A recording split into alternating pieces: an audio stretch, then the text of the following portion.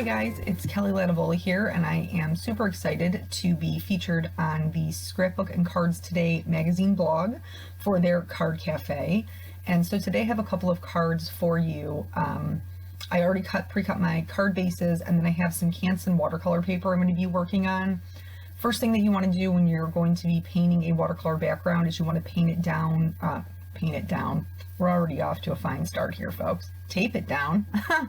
I'm using just artist tape to hold my paper down to a board, and I've picked out just kind of like a rainbow of Distress Oxides. You can use Distress inks, regular oxides, Zig Cling color markers, whatever you want. And I just smushed them down on a Ranger craft mat, and I am going to use that as my palette. To start off with, I'm going to be doing the first card with a wet on wet technique, which basically means I used a large flat brush, you saw, to put down clean clear water on my paper, and then I'm going to switch over to a number 8 round brush, and I'm going to use that to drop the pigment in. I love rainbows, love me some rainbows, and so for this first card I thought that we'd start off nice and easy. All colors are going to go together nicely. There isn't going to be any that are next to each other that are going to mix funny. We'll talk about that later. So I just went from Salty Ocean to Peacock Feathers, Twisted Citron, Fossilized Amber, and then Picked Raspberry. So you can, as long as it's wet, you can keep going back in and adding pigment to make it darker, bolder color as much as you want. As long as it's still wet, it'll keep moving and mixing.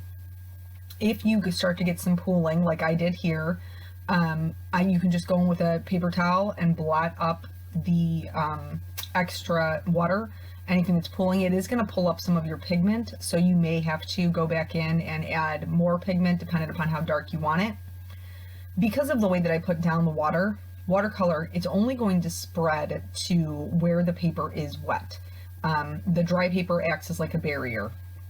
So, but it gave me really what I refer to as manufactured lines, and I wanted something that was going to look a little bit more organic.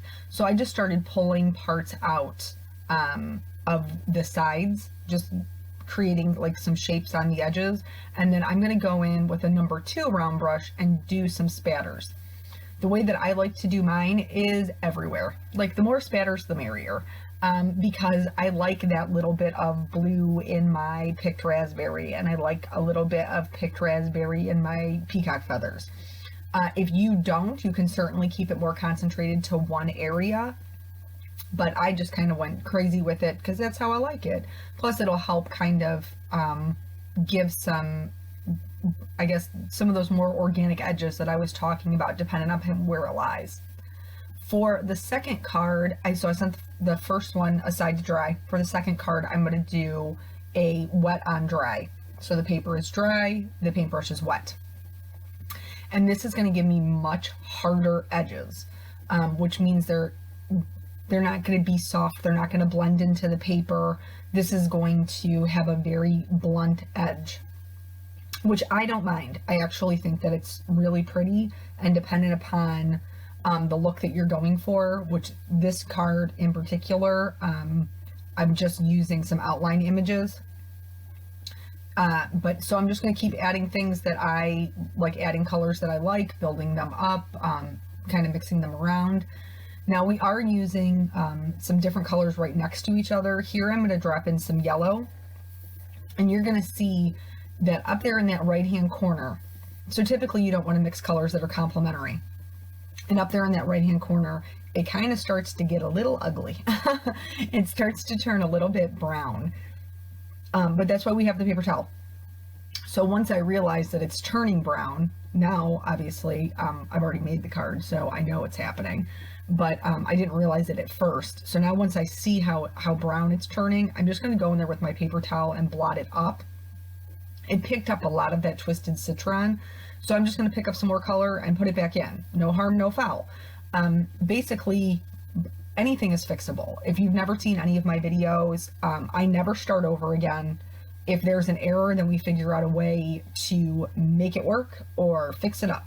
A lot of times, you know, crafting, just like many of you, I'm sure, is the way that I de-stress. So I'm not about to sit down and stress out about a card. It's not happening.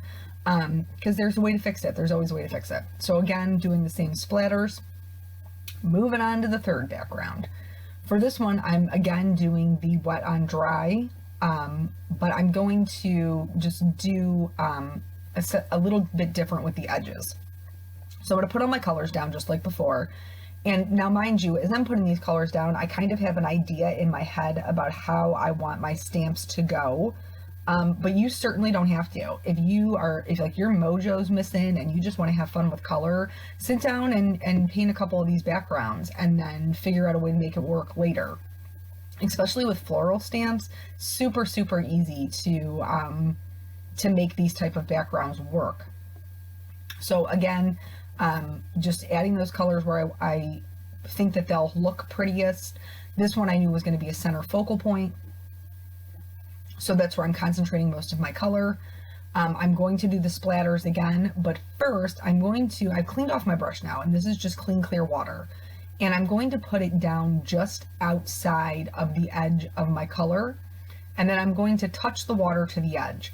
This is going to give me some soft edges and some hard. It's just kind of like a happy medium between the wet on wet technique and the wet on dry. Because it will run into those wet areas just like the first card that we did, but it's still going to have some hard edges just like the second card that we did. Now, bonus, I never waste any of this Distress ink because I paid for it and I'm not wasting it. So what I like to do is with the leftover Distress ink that's on my board, I spray it down with a bunch of water, and then I just take another piece of watercolor paper and dip it in. And then I just keep dipping it until I'm happy with it. Here you can see at the top there, got kind of ugly with my purple and my green. Paper towel to the rescue. So it was fine, and I just kept dipping it till I was happy. You can dry it in between and go back and dip it some more. That's totally fine. One of the things that you can do if you're getting some color blocking, like I do here at the bottom, just like that solid block of purple, is to go in with just clean, clear water, spatter that on, and then soak it up with a paper towel. And you can see it gives you like these bleach spots, which are super cool. You can also do that on any of the backgrounds that we just did. I just chose not to. The other thing that you can add to a background, which if you do follow my channel on YouTube, you know that I'm currently just completely in love with this, and that is add perfect pearls to your background.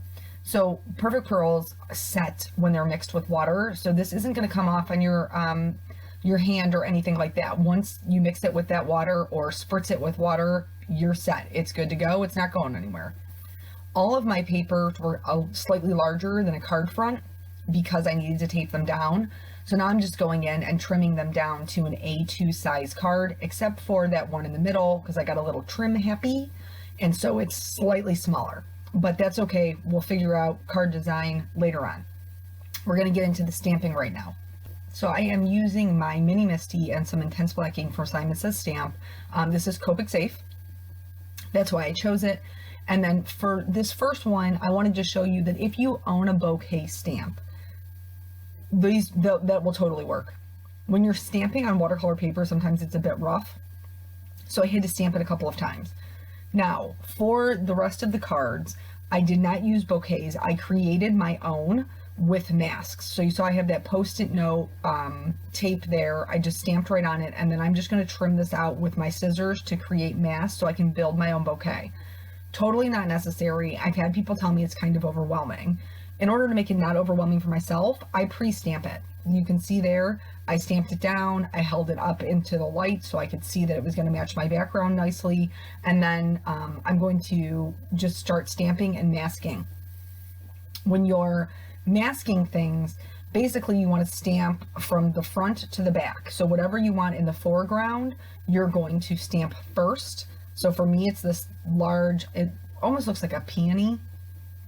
These are all from Simon Says Stamp flower sets. So I'm just mixing and matching, you know, whatever strikes my fancy. So I'm going to mask that, and then I'm going to stamp the next thing, which is going to be a leaf. So I'm going to keep doing the same exact thing. Don't mind my hair, because I'm trying to see what I'm doing. And I'm rocking this top knot like nobody's business. If I am off of work and I am just staying at home crafting, I am not under any circumstances doing my hair. So the top knot is life for me when I am at home in my house, especially on a day like that was, which is my hair is naturally curly. And so I'm not even like, I'm getting out of the shower, I'm putting it up in a top knot and forgetting about it because ugh, it's frightening. But anyway, so once all the stamping's done, I'm going to start removing those masks, which I love one layer cards. So this is like totally magical to me. And then this card is basically done. So we're going to add just a few things left to it. I did the same thing. I brought in some poinsettia and some roses, which are also Simon stamps. And then I stamped the second background. This is how this looks. Remember that bonus piece that we did? Those flowers were cut from that bonus piece. So that's why I do those things. I also use them for hand lettering. I like them for backgrounds. There are just all kinds of things. I'm actually going to make a bonus card with it. For this card, I do prefer Copic markers, but you don't have to have all of the Copic markers. And this is a good way to kind of like dip your toe in the water if you're not comfortable with alcohol markers.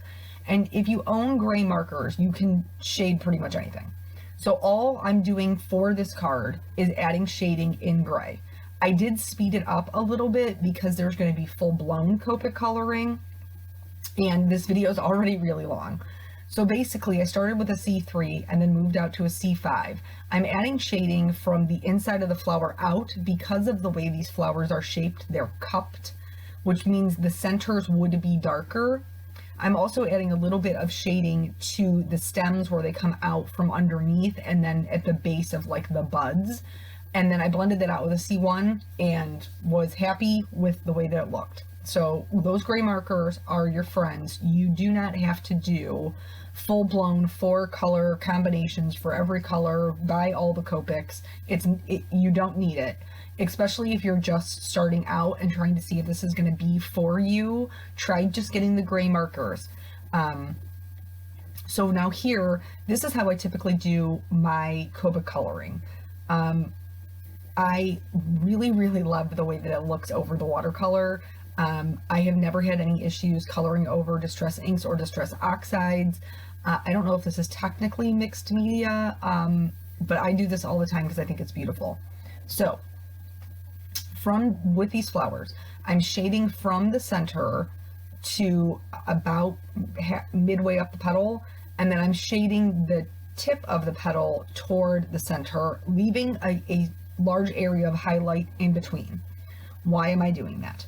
Because if you add shading to the center and you add shading to the tips, it's going to give your flower a very round appearance. Those petals will start to look like they are turned out and are lifting up. And just as we gradually get darker, you can really start to see it take shape. You want to make sure that when you're doing this, you're not getting what I call a wall of color. So I'm using just the tip of my marker and very light pressure to do flicking motions. This is something that is learned. It took me a long time to learn it. So just keep practicing. Don't give up. If yours doesn't look exactly like you want to, color another one. I'm sure that we're always our worst critics, guys. Always, always. And so I'm sure it looks much better than you think that it does. So just stick with it. Because you can only improve. So out to the darkest color, I'm only adding just a little bit of the darkest color. When you're coloring, like especially with me, I'm coloring with 4 colors, but let's say 3. So you're going to have a highlight color, a contrast color, which is for your shadows, and then a mid-tone. The majority of your flower is going to be your mid-tone. You should just have a very little bit of a highlight and a very little bit of a shadow. So the way that I operate is I start with my lightest, I go out to my darkest, from my darkest back into my lightest. I feel like I get the best blend this way. But we're talking about that wall of color. So when you're doing the flicking motions, you can see so they aren't the same size, they aren't the same length, because it gives it a much more organic feel. If you do all of the shading as just one height, one length, from the center, it's going to create this wall that does not look very natural.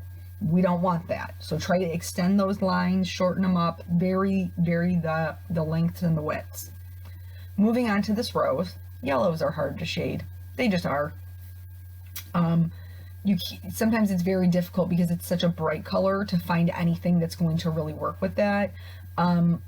I know other people have said like you can shade with a color's contrasting color, or I'm sorry, it's complementary color. So yellow's complementary color, it's the opposite color on the color wheel, is purple. I don't like the way that yellows look with a purple shading. So I tend to go with either orange or a more gold tone, which is what I opted for this time around because of the shade of that poinsettia. So all I'm really doing is just adding a line of color where it's going to be the darkest. So it's anytime one object is sitting on top of another, there's going to be a shadow. So right up against that poinsettia where it's sitting on top of that rose, we're going to have a shadow. Then as we go out, because those petals are all folded in on each other, in order to get some dimension, we need to have that contrast color in there. Then the edges, like what's sticking up, is going to catch the most light. So that's where your highlight's going to be. So I'm just blending these out. As I do the second layer, I am adding a little bit more color further out. But typically when I do the first layer, I'm really just adding a line because I tend to be heavy-handed and want to add a lot of dark. So in order to conserve a highlight, I've just learned for myself to leave basically a huge highlight so I can't just eat it up with all of the other markers. So I'm just going to show you the violets that I used to shade the rose because it was exactly the same as the large one, and then we're just going to move on to the leaves. So I picked two different colors for the leaves because I have two different styles of leaf, but also it makes your bouquets a little bit more dynamic. So here I'm kind of shading this almost the same way that I did the poinsettia. I am, where there's cast shadows, or where one object's sitting on top of another, I am adding shadow there, but then for the actual leaf that you can actually see that isn't tucked up under something, I'm doing the same thing. I'm adding shading from the top and the bottom to give it that round appearance. For the poinsettia leaves, we're going to switch it up just a little bit. They are drawn very wavy because that's how poinsettia leaves naturally are. So we want to accent that wave. So basically what I'm doing is anywhere that it dips in, I'm adding a little triangle of color. And I'm still going from my lightest out to my darkest back out to my lightest. And when I'm adding the little triangle in the darkest color, it certainly is not as large as when I do it in the lightest color. But then I'm going to blend all those out, and it's really going to give it some dimension and some shape so that it doesn't look just flat to the page. All of the Copic coloring is done at this stage, and then I always like to go in and add some white details. So for this poinsettia, I added it to the stamen, and then I added some little white highlights to the roses, just where it would be the brightest. I also did this on I did the white highlight part on the card that we just stamped down and I told you was basically done. The only other thing that I did to the image was just add those highlights. I like to outline all of my images in black markers because I like a bold black line. So I did that. That's where we're at. And then we're going to work on the sentiment. This sentiment set is called You Matter by Simon Says Stamp. I'm stamping in their same black ink. It's a great ink for sentiments. It's super crisp. And it just has so many wonderful, encouraging sentiments, and I love it. So this one says, "You are pretty amazing."